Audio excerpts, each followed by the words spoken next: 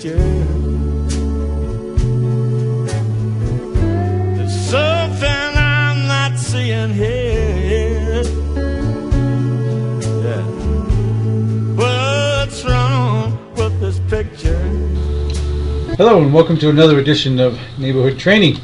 This week we are going to be looking at the Teaticket Path neighborhood of East Falmouth, in which Station 5 is first due for rescue and fire. We're going to be looking at this peninsula of land here and also some of the roads to the north of Teaticket Highway. And I'm sure everybody recalls Homestead Lane, Heritage, and the Mount Vista is the dividing line between the two districts. We're also going to cover Falmouth Port, which is pretty straightforward and simple, and then this whole connection of road network through here off St. Mark's and Teaticket Highway.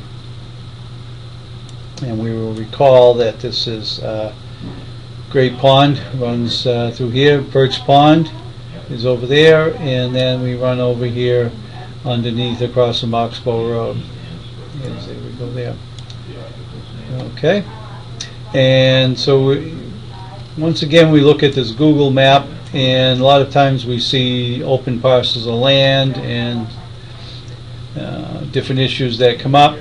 And in this here we do see the housing networks. We do see some open areas of land right in here. We seem to have about a few acres here, and then in between we seem to have some more open areas, and then over here, of course, over here is the storage property and Falmouth Lumber, and of course now we have the Clipper ship apartments right in here that have been constructed, and we're also going to look at Broken Bow Lane. Cedar Meadows is we're pretty familiar with that. Pretty good signage in there, and St. Anne's Lane. So we'll just take a quick run over to the GIS map and go over the road networks that are in there. And before we get too deep into that, we're just going to look briefly at the roads to the north of Teaticket Highway. Whoop, here we go.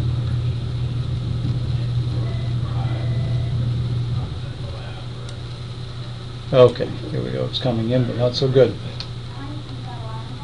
Okay. And this, so north we have Broken Bow Lane, and on Broken Bow, one of the places I want to point out is this house here is just at the entrance to Broken Bow.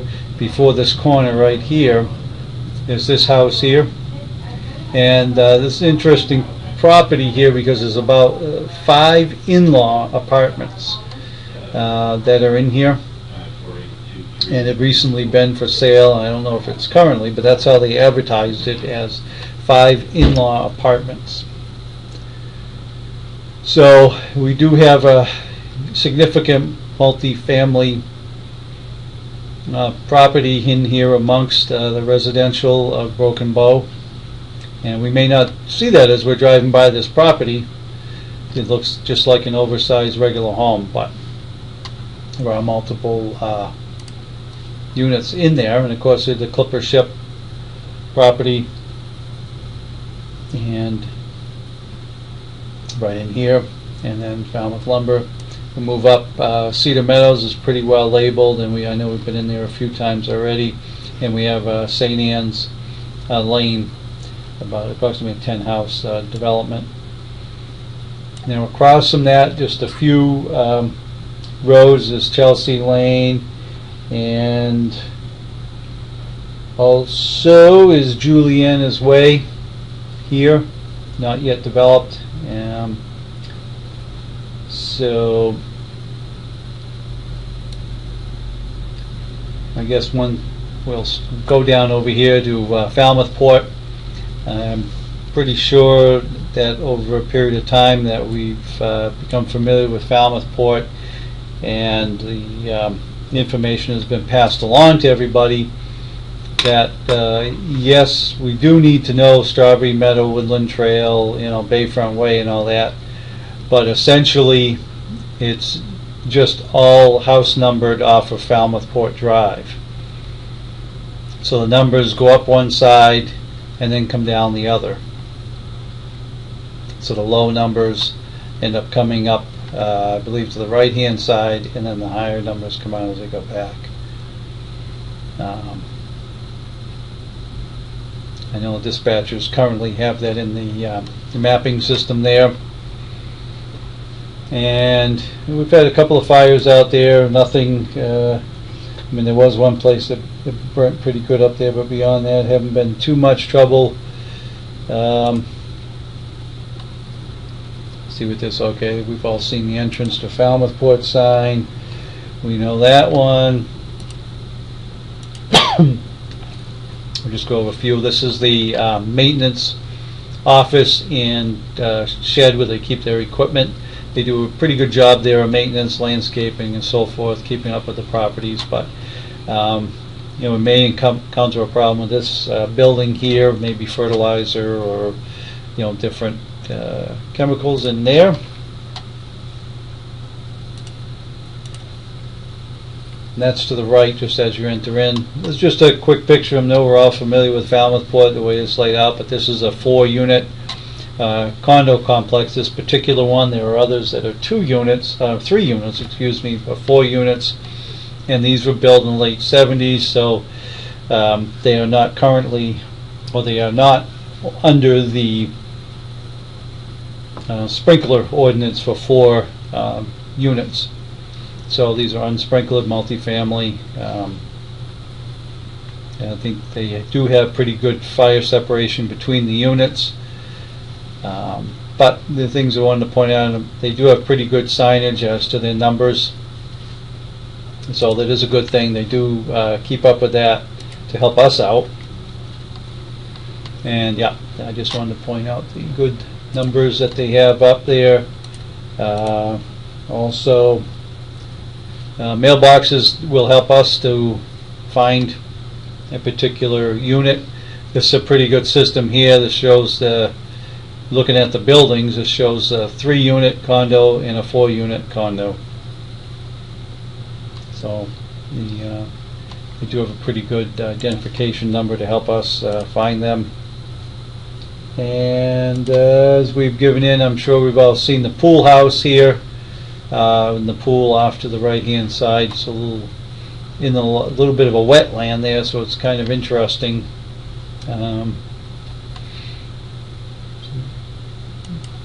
But that's right here at this corner here, we should just be aware of. And the final thing I want to point out about Falmouth Port is some of the access issues that we may have. This building here obviously is a 3-story. We're able to get access pretty quick due to the drop off in the land to the basement, but to ladder this and to get access to the rear here is going to be a little difficult. So we need to keep that in mind. And just a quick picture of the numbering system. They do have good labels out there for the roads. And then the back entrance on to St. Mark's is, I believe it's open all the time. In the summertime it may be closed off. Okay, but that does have, because run up here to St. Mark's. So we come in St. Mark's, we have Santos Way, a couple of houses, and we East Harbor Circle. And then beyond East Harbor Circle is East Harbor Drive. So we need to make sure that we're aware when people call up the circle or the drive. And one house that I noticed in here that was of note here on East Harbor was this house here. Everybody has asphalt shingles, And this house here, I picked it up because it's one of those metal roofs. It actually looks very much like slate, except it's metal clad roofs. So we get, just need to make sure we are able to identify our roof covering as we're trying to work on a roof. Obviously this would be very difficult to cut into to vent and also to clear, and I'm also thinking that this would hold in the heat pretty well. Whereas before we used to have the fire be able to burn through the roof. Obviously with a little vent hole right here, but this would just hold things in a lot more. And these over here are just to break up the sheets of ice so they don't slide over and hurt somebody, because it's obviously the ice doesn't adhere very well to that. But not all houses are having asphalt roofs. So East Harbor and then St. Mark's to River's End. And we need to remember to pronunciate things well. We have River's End or River's Edge. Okay, River's End Road and Dexter Mills. Now these houses in here, pretty good size houses. Down at the end here we do have a ramp down at the end here, and I believe, here we go, this shows the have a landing there. Obviously if we use the Harrington Street ramp to do any water access, we probably won't need to use this, but it is we won't need the draft, but it could be a drafting site, it could be a launching site for the Zodiac, it could be a launch site for ice rescue, whatever. There is a landing in Dexter's Mills. I wanted to just point that out. And just near the landing is this, that just shows the entrance. I didn't really need to show that one there, but I did want to point out this house here in Dexter Mills, right next to the landing. All the other houses really are capes and ranches and colonials. This house here is a little different, kind of a contemporary arrangement, but it is 3 stories, a good 3 stories high. It looks like they've been having some problems painting up that high, but multi-level house, and would present some little different tactical objectives for us with a house like this.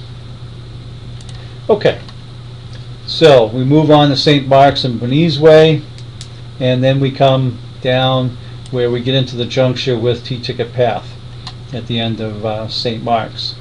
And then we have Neves Way, and interesting enough, at the end of Neves Way there's a ramp as well. 61, let's see, Neves Way right here. There's a ramp. It's a little steep, but there is a little ramp at the end of Neves Way. Gives us a little bit more access. Okay, so then we come into Teaticket Path. Now I want to take Teaticket Path from the entrance up by Route 28. We got Teaticket Path in Norris Path. Come around Norris Path by the Falmouth Glass. I believe it's still a dirt road, although partially paved, could be. But I wanted to point out is that Teaticket Path makes the loop around the peninsula, and the numbers will keep on to the right, the lower, and then come around this way here. And in between we have this little way Shell Path, which sounds like it could be perhaps down in Sea Pit, but being up here we have Shell Path. And then we have Playstead Lane, a little short road there. Looks like they wanted to put a road in the middle of the water here, but not going to be the case. So Playstead, and okay, and then at the end we have see if it'll come in here. Oak Ridge runs right through the center of the loop of Teaticket Path, and then Ketchupam Way towards the end. So Oak Ridge to Ketchupam, and then Teaticket Path goes around the end. Just got to remember Playstead runs there. And then we have the Seabrook Drive and Estrella Lane development around here. Okay, and then that backs up to the Village Common Drive area. Now we will see here there's hydrants throughout this whole these all neighborhoods. 1100, 1200, 1100, 1200, 1100. So we're over 1,000 gallons a minute in these hydrants that are around here. And I took a look over this map, and it shows our pipe network pretty well laid out. Playstead may not have hydrants, but they're pretty darn close to one, so we're in good shape as far as that is concerned. And let's see, now we have a couple of more photographs.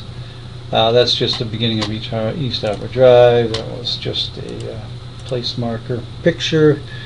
So this is the Clipper Landing buildings here. These are all manufactured homes, and I wanted to point those out because there have been a lot of issues lately with these manufactured homes and the way their fire spread occurs very quickly. And some of them, I think you have to talk to Deputy Sullivan, but I believe it was in Carver or someplace up there. They had manufactured home that by the time the engine had pulled up, the place just basically, disintegrated and just was gone. And luckily the people got out. So because they have a lot of truss lofts that have been built in here, there's a lot of adhesives that go into this, and different they're built, it seems, to a different standard. So our main priority with these buildings, these multifamily, these 3 units here, is get the people out, try to do the best we can and keep it spreading, but just keep in mind that these are not the typically built wood frame homes, and they're cheap, they're disposable. Get the people out, and we need to be cautious that the thing could fall apart on us. So and I wanted to point that out because just looking here where the seam is, when you look at these buildings here, you can see that they didn't run the vinyl too good along the edge here. So it's just heeds caution. And here we have a building that's not even that old, and here the paint's already starting to come off here, and it just shows there's going to be some rot problems to these buildings over time. So their construction is not that great, so just we use a lot of caution with that. Okay, we'll just do a quick wrap up. On the area, we have mostly all single family. We need to keep in mind that the multifamily seem to be out on Teaticket Highway. We need to be aware of those as our hazards, but this development is primarily wood frame, single family dwelling, 803,000 square foot homes, with the exception, of course, with Falmouth Port being condos, but with the fire separation between those. We're looking at residential.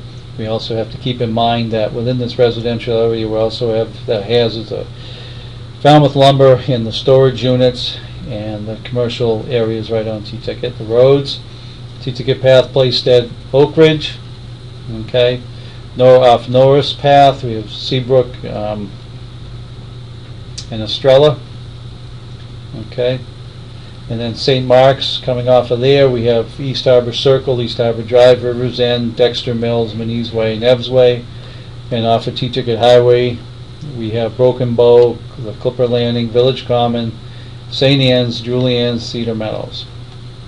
Okay, our hazards, these multi-family units, the condos, the apartments. The response time, these are right on the cusp area between headquarters and 5. So we're about 2 miles from Station 5 and 2.5 or so from headquarters. So the units should be arriving right at the same time. So it would be great. We have manpower and apparatus arriving to coordinate correctly and to begin a good attack. Whereas other places you may be on scene for a few minutes before the other unit arrives. This time here we do have the benefit of having them arriving very quickly. And Station 4 is going to be there about 3 or 4 minutes after. So that about wraps up this week's version of neighborhood training, looking at the Teaticket path in Falmouth Port neighborhoods, and I would urge you to go over them on your own to really get your own grasp of it.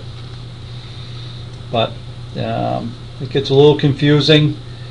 I think it's pretty easy to work its way through. We just remember the Teaticket path will come in and say marks that way which roads are on either side, and beyond that we should be good. All right, and till next time, stay safe and eat healthy.